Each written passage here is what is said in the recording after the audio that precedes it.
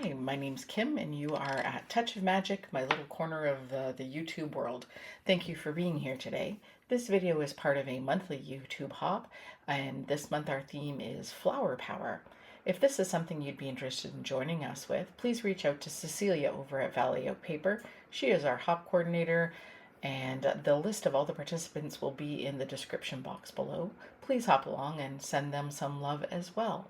And let's move on to the original video. Thanks. So I'm working on a set of gift cards for some coworkers that I want to personalize for each of them.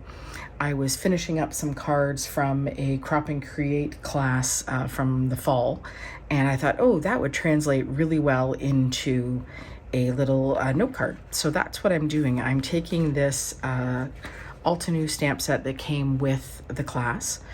This is the Charming Flowers by Altenew. It did come with the die as well, but I'm just using the stamp today. And I've got some note card panels I've been playing with to see what I thought of it and whether I liked it. So options are you can emboss. This one's on watercolor, so you could paint it, you could ink blend on it, you could do whatever, and it works really well. This is heat embossed with a gold, I think it's Princess Gold from Ranger. It's one of my favorites. It's a really lovely gold. Then I did a tone-on-tone stamping. So this is Concord and Ninth Wildberry cardstock. And I also did the tone-on-tone embossing with the ink, which is a really neat effect. So I'm going to do a mix of both. And this is the same Wildberry cardstock with the gold embossing. And I tried couple of different placements to see what I like, whether I want more space or less. And I think I'm going to go back to the more space here so that I can fit. My idea for this one is I'd like to do maybe an oval or a circle with the initial in the center. So I'm going to show you how I decide where that goes. So I've got my mini Misty here and a rainbow variety of cardstock that I'm going to use for this one. And I've got my guide here, so I can kind of just see where I want to place. And what I wanted to make sure that I do was leave enough room that I can rotate the cardstock, that I can stamp evenly on each side without getting out a big platform. And that's what I'm gonna, now this has the waffle flower sticky grid in here, but habit tells me I put the magnet down every time. I'm gonna pick it up with the door. And I am going to, actually I'm going to take that off of there for the moment. Glass mat's magnetic as well. And some anti-static powder, because my plan is to emboss this one. This is the Tailored Expressions one. I love the little one, it's really cute. And then some sticky ink. So embossing ink, whichever brand you use. Hero Arts, VersaFine, or Versamark, Simon Says Stamp. Many companies have one, and it works great. I'm gonna bring in my little press tool here my husband made for me. Oh, see, that got a good impression the first time. You can usually tell by the color on colored cardstock what it's gonna look like. I'm being careful here with, I don't want to get too many fingerprints on here because I don't want it to lose that anti-static part. We will just redo it to be safe. And then some more sticky ink.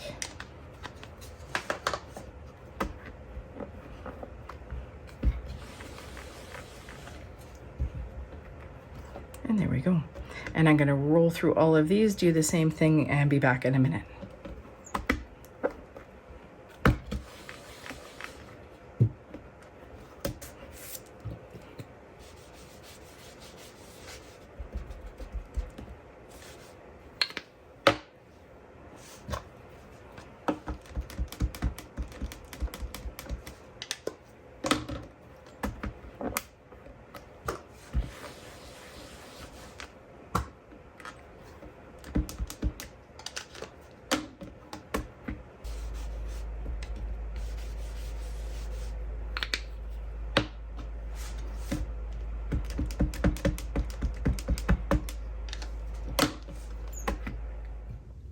Okay, I have them all heat embossed now. I've done them all in the gold to make it a nice cohesive set. And what I'm going to do off screen now is do a some kind of a focal point with an initial, and I think I'm going to go center. I'm not 100% sure yet, so once I figure that out, I will come back and show you what I'm doing. Because, you know, I craft on the fly usually. I have a rough idea of what I'm doing and then just try and roll with that concept, because it's how all of us create. You know, I don't have it perfectly planned out as I start. I have a concept, an idea, and then I roll with it.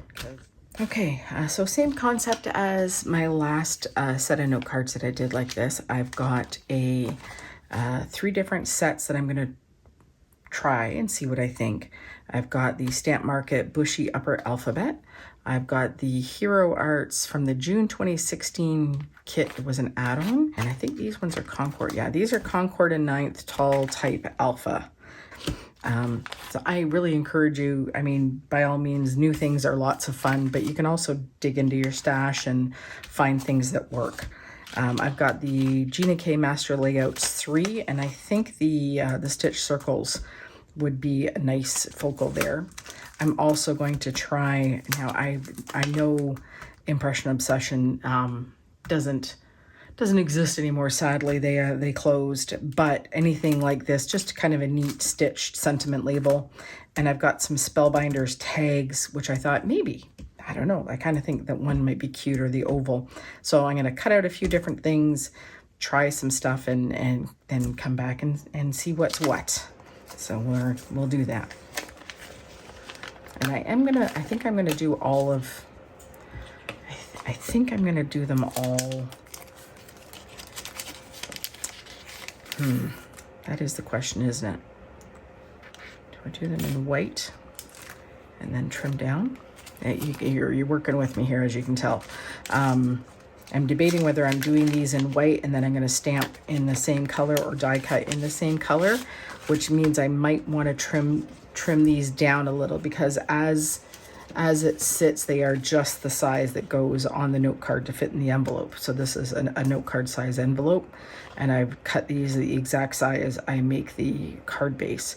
So I might trim them down then to have white, and then die cut in white, and it would then give me, okay, let's see what we think. All right, rather than the painful process of listening to clicks and clacks, I thought I would just do a quick voiceover. So I was trying different sizes, seeing what I liked. Did I want a variety? Was I going to go with one thing? And in the end, I decided to trim down the panels so that there was a white border on the note card size. And I believe that I did go with just the circles, again, for a cohesive set, trying to keep everything together. And it's trial and error a lot of times. Try things that, you know, the stuff you cut out doesn't go to waste. I toss it in a little bin and pull them out when I need an extra, you know, pull something together quick. You got things to go.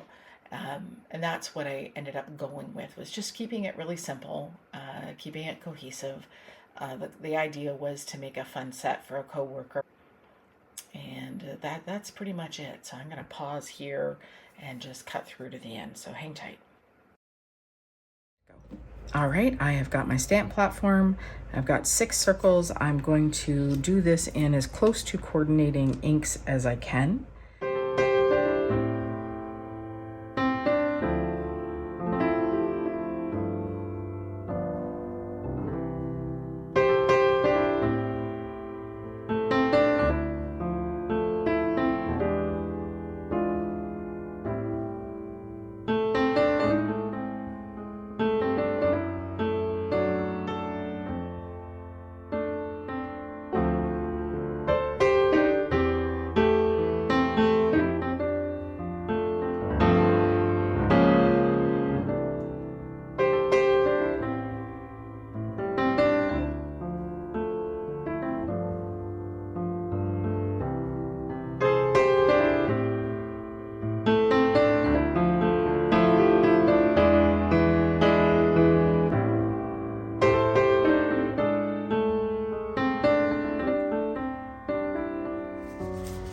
Alrighty, so what I have here is I've done a wild berry, and then I did a cayenne,